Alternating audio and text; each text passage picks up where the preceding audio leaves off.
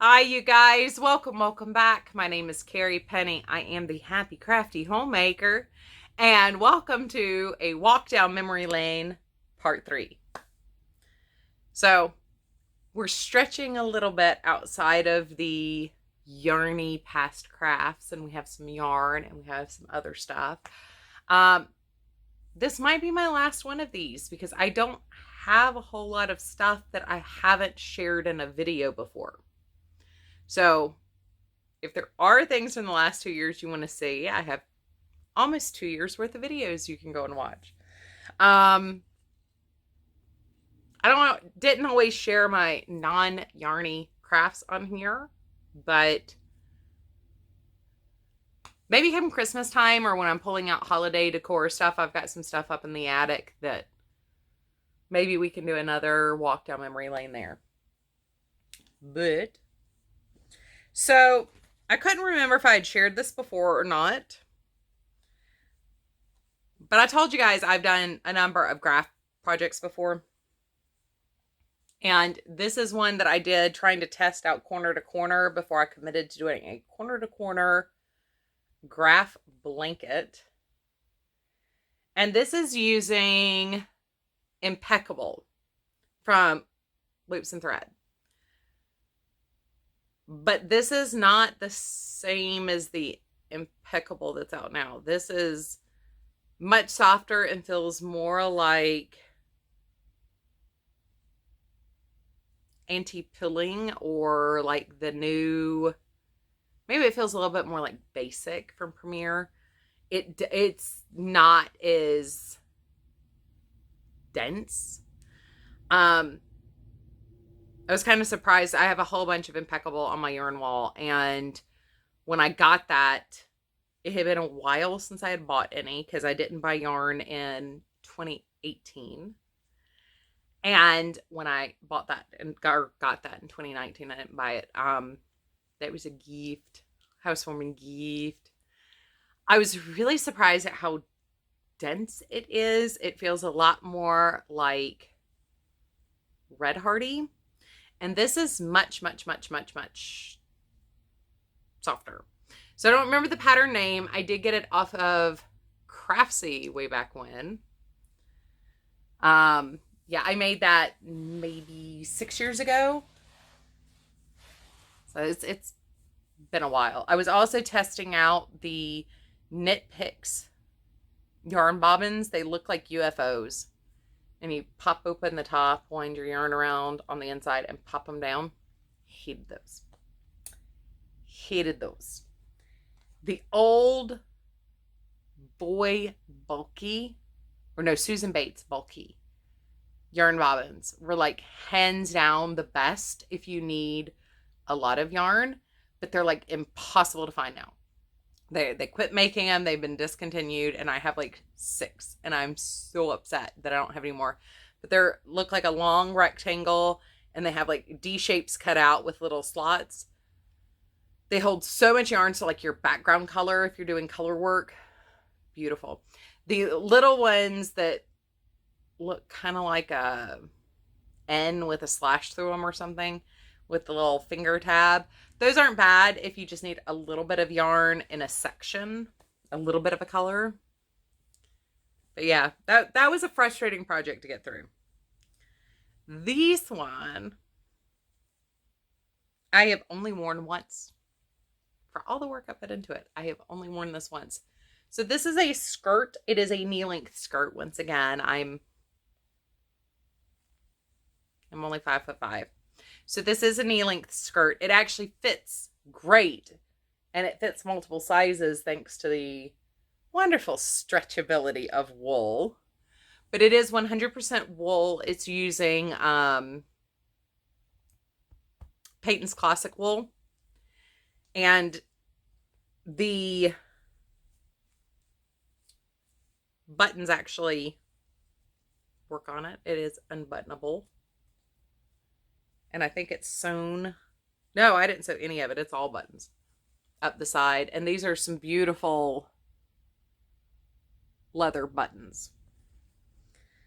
But I love this skirt. I love the way it lays. I love the way it turned out. I'm still so surprised at how nice this is. And it was super easy. You can tell it is worked in short rows, and it's worked from around your body. So it's also really easy to like try it on and see how it's going to fit. But you can see the pie wedge of the short rows through here. This is when I finally learned how to do the wrap, W-R-A-P, because when I was a new knitter, I thought people were saying rapid, wrap, and turn short rows. So this is the project where I really learned how to pick up my yarn and have perfect seamless turns on there. But yeah, I love this skirt, and it's so cute with just like a heavy duty knit 3/4 length top that hits right above the hip bone. It's non-yarny crafts. I'll save this one for last because this is probably one of the pieces I'm most proud of. But so I've done a lot of decoupaging over the years, and I have always been a huge fan of thrifting. So this is a wood case that I got at the Goodwill Clearance Center, which is you buy stuff by the weight. You can tell I didn't paint the bottom. It's weird. My doorbell's detecting motion. But over the drawers, I actually decoupaged a bit. I have no idea where these pieces came from. This is one of those, I know why people use paper to decoupage, not cardstock. They're a little bit, that's why the edges got a little wonky. Really glad that didn't break down there. But we got a little motif up there on the top. But yeah, I really wish that the cardstock hadn't been so heavy, because it is a little janky there on the edges. But this sits in my guest room on the nightstand. I love the way this turned out still. I still think it's really, really pretty. Just don't look too closely. And the Nouveau and Deco things on the front are so pretty.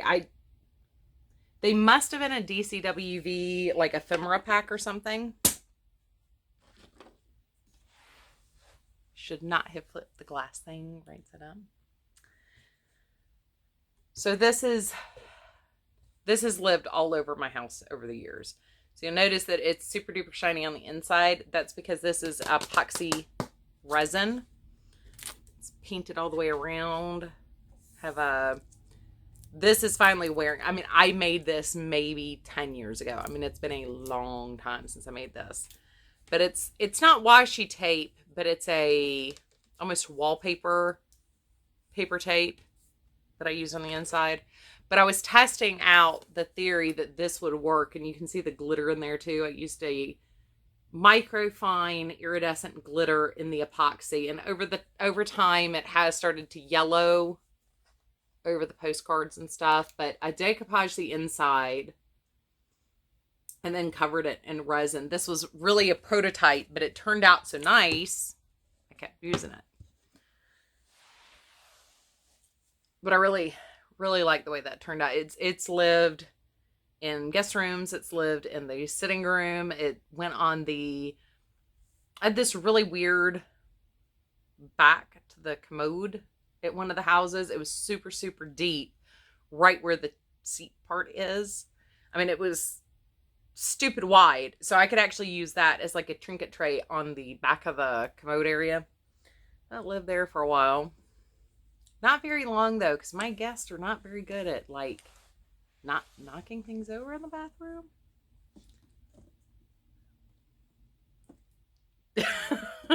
You know who you are. So this This is a long project to make. I am so stinking pleased with how this turned out. But if you remember the house we just moved from, this actually used to be in the foyer. And it's made appearances in the background of other videos. But I made this shortly after I got my Cricut. So that is a vinyl decal. But all of those flowers in the background are hand-rolled, quilled paper flowers. And there are 7 different flower styles in about 10 different sizes. And there are hundreds and hundreds and hundreds of flowers. And the cardstock I used is definitely heavier than your standard quilling paper is. So there were multiple techniques I learned doing these, especially the itty bitty tiny, like this one right here. I mean, you can see how small that is. My finger almost completely covers it. It's, so I had to learn how to spritz the paper without warping it, just enough to make it pliable. How to rub the paper before I started rolling it, then spritz it. And I hand rolled manually, mechanically, every single one of those flowers in there. So it's lived in the foyer and the entry of 2 different houses. And so far we haven't figured out where we're going to put it here. I might put it on the buffet upstairs, but I really haven't decorated here as much as I normally would. But yeah, I had a friend who asked me how much it would cost, because this is the 11 by 13 size shadow box. And they asked how much would I charge, and it was like, yep, my materials are only like $30-$40, but the hours on this would make it not cost effective. Like, I could cut everything for you and put the decal on the glass for you, but doing the flowers and then hot gluing them on the back, it would be cheaper for me to just give you the flowers to hand roll yourself. But I'll buy you the tool with my profit margin, because that was a lot of work. I mean, that was many, I mean, over 20 hours hand rolling flowers. And I know, like, I'm not the speediest at it, but the most I could do was some of them a flower a minute, plus trying to get them. I wanted the back to be as full as possible and only have very, very tiny gaps around the edges. And you still see where, like, there are some places where I just ran out of the tiny flowers eventually. But yeah, super girly project, but it's one of those, I'm still years later incredibly pleased with how that looks. But yeah, that is what I brought down to share today.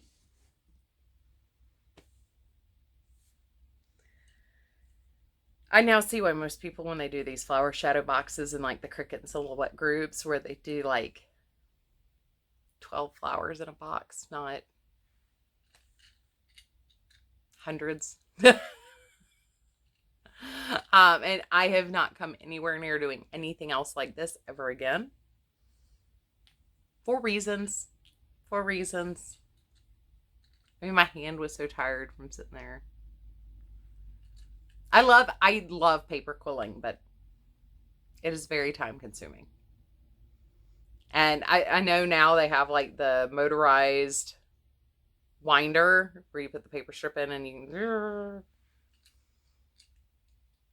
That wouldn't have saved me that much time though with this many flowers. It really wasn't. Yeah. So I hope you enjoyed my blast from the past, my walk down memory lane here. You can definitely tell where, like, there are certain things that are just one-off projects. You're just going to leave it at that. And, really how much experimenting I do. Like this was a prototype. I've done a couple more of these. I can tell where I failed. Like the adhesive actually left a mark here. I should have used a vellum adhesive or ensured that this lip was completely sealed so the resin didn't get down there. I love the 3-dimensional stickers in here, but I should have gone a little bit deeper. You can see where these are still, there's epoxy under there. They're not under any threat of being damaged, but I should have gone a little bit deeper with my resin. I should have ensured that it wasn't going to yellow because there is an epoxy that won't yellow. But also this is 10 years old at this point. I'm kind of surprised that it has held up the way it has. So anyway, I hope you enjoyed, and I will see you guys real soon.